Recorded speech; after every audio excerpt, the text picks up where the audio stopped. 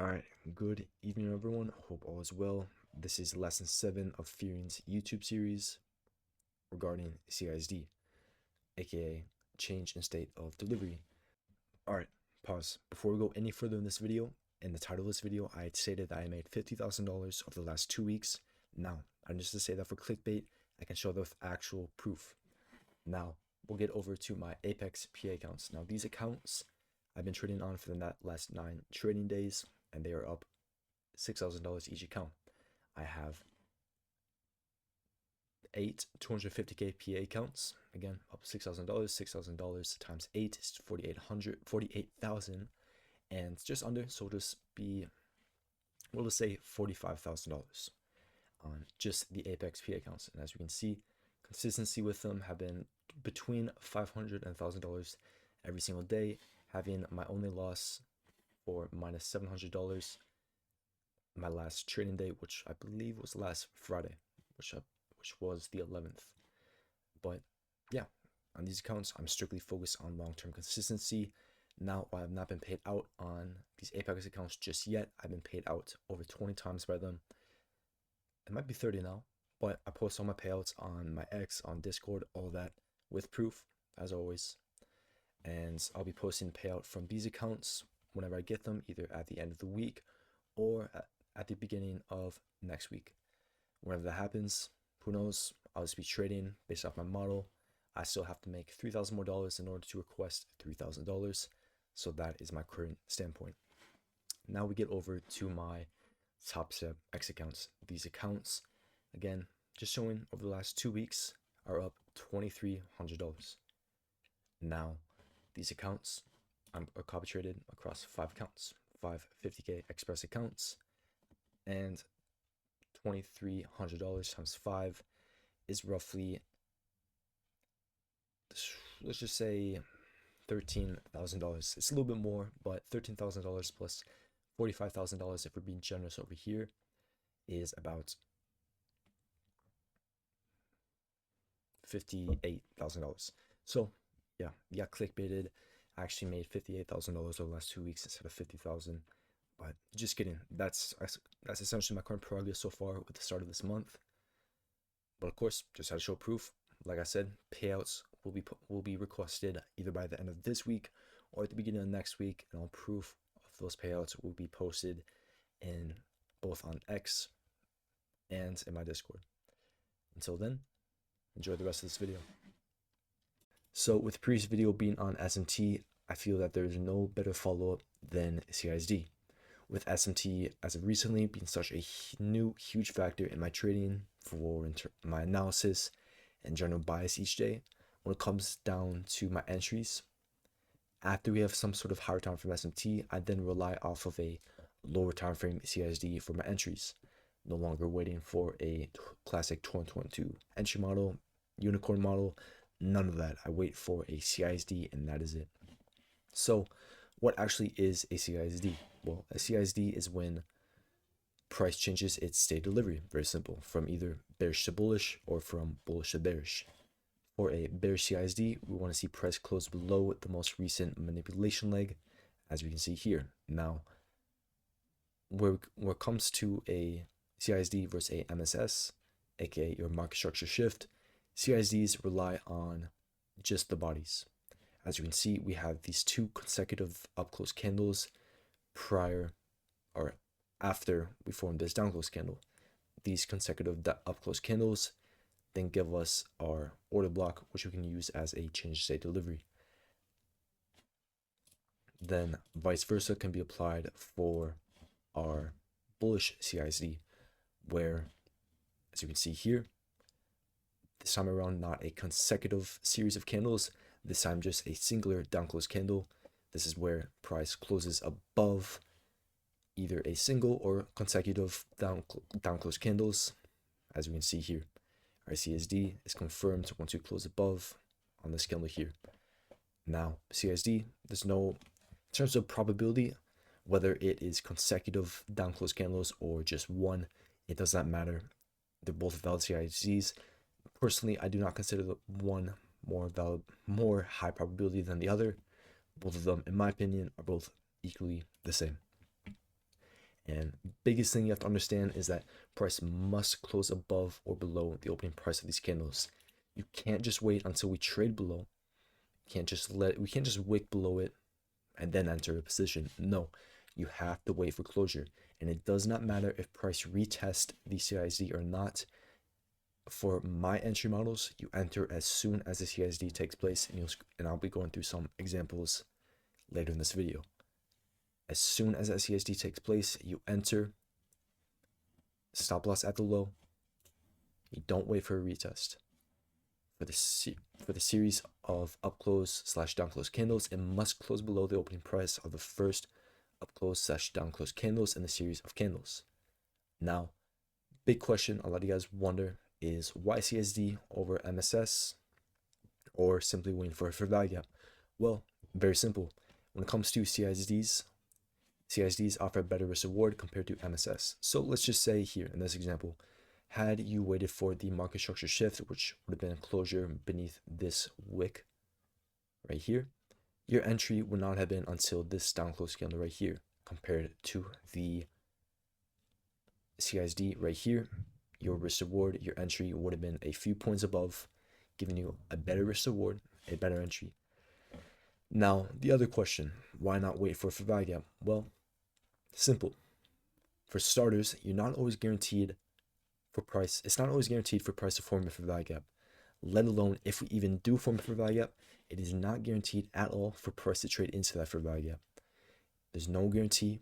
There's times where price will form SMT with that fair value gap, where like YM or ES trade into that fair value gap while NQ doesn't, and then boom, you miss your entry. You're not able to enter because you're waiting for fair value gap. You're waiting for the perfect setup instead of just relying on a simple CISD and then entering, because in truth, that is all you need. So now we get down to a textbook outline of how we can use this in terms of a entry model. Now, for those who are familiar with Johnny Trades, or however he calls himself, but Johnny, essentially this is very similar to his flow state model.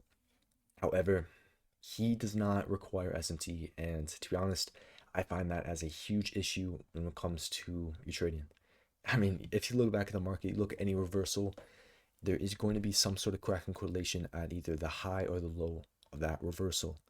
Whether we are reversing or we're playing continuation, there's always going to be some sort of SMT, some sort of cracking correlation. And that is the biggest issue I see with his model. Now, we get down here. The model looks like this. Externally, we have some sort of higher time frame SMT initiating the distribution.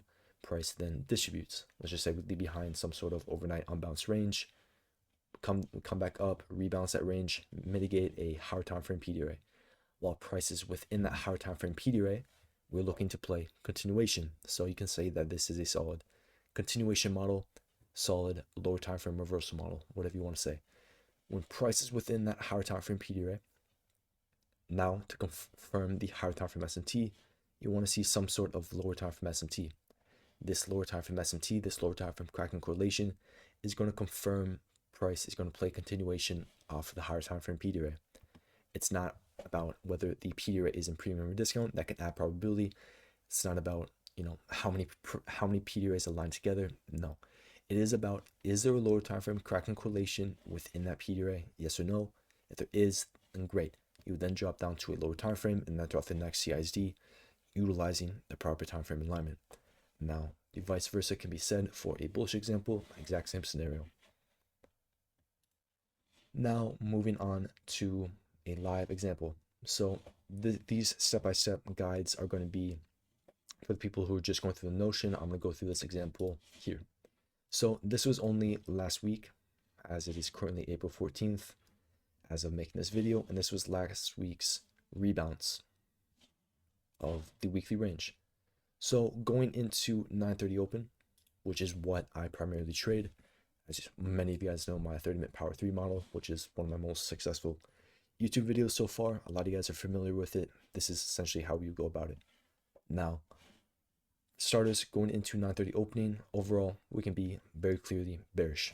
Well, for starters, at the start of the distribution phase, at the start of our daily open, we have SMT with your pre-stay high.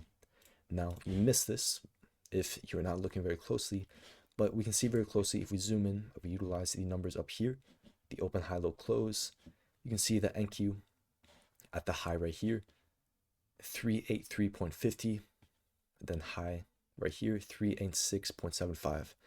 Right here, NQ puts in a lower high, failing to run out the pre-stay high, while ES and YM do.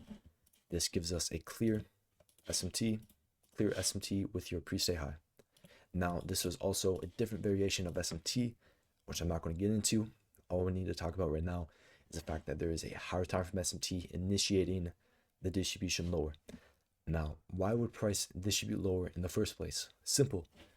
The pre-stay, Wednesday, had left behind a unbalanced range.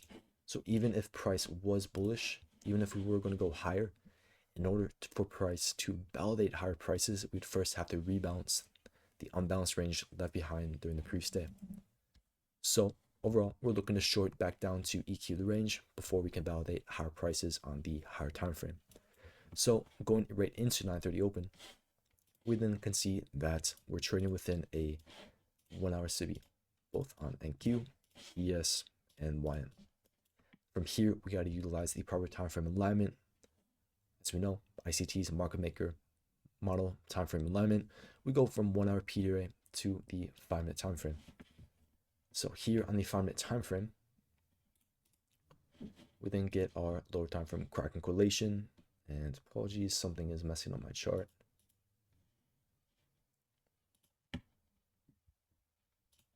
There we go.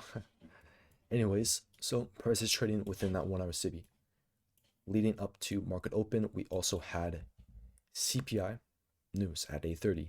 Now, you can go look back at your Forex Factory, April 10th, we had CPI at 8:30. Now, what is significant about this specifically is the fact that CPI reversed after forming our lower time frame SMT. Now, again, I'm not going to go into specifics regarding what type of SMT this was, but for all you guys just need to know that this was some sort of lower time frame SMT. So we had our lower time frame SMT within our higher time frame PDRA, lower time frame SMT. Again, this is a fractal concept that can be used across any time frame. You just have to utilize the proper time frame alignment. Now, price trades into that 1 hour CIB. However, again, back here, we initially traded into it at 6 p.m.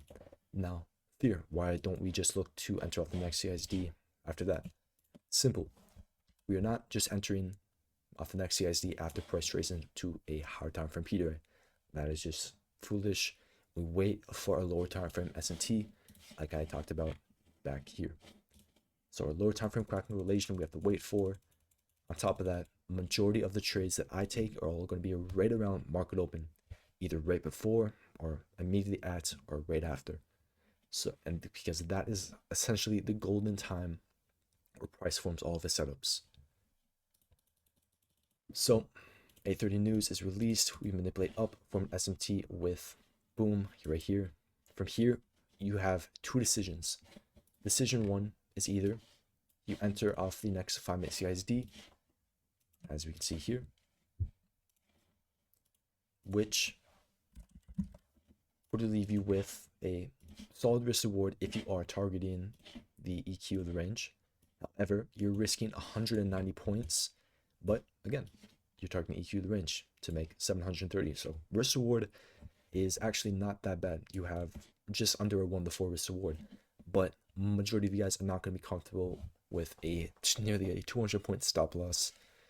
But that's mainly just the volatility of the market right now. Normally that would be like a 40 point stop loss, but nonetheless, majority of the time I am waiting for some sort of lower time frame confirmation.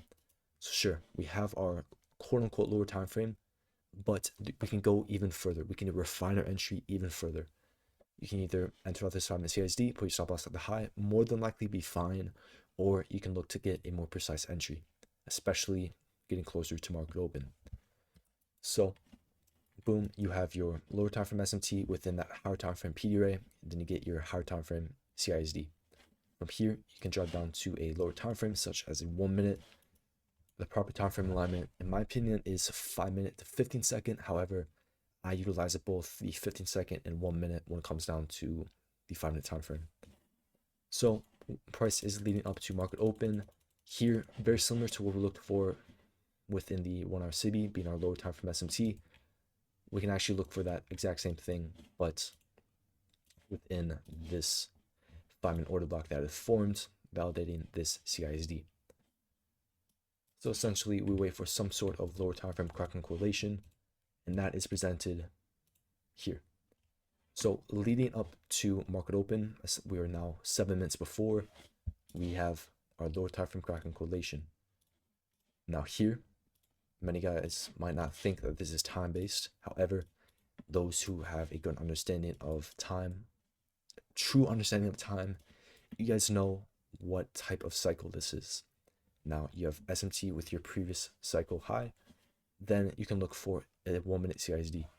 So you're trading within a 5-minute sell model after forming your 5-minute CISD, which was validated from SMT within your higher time frame PD array.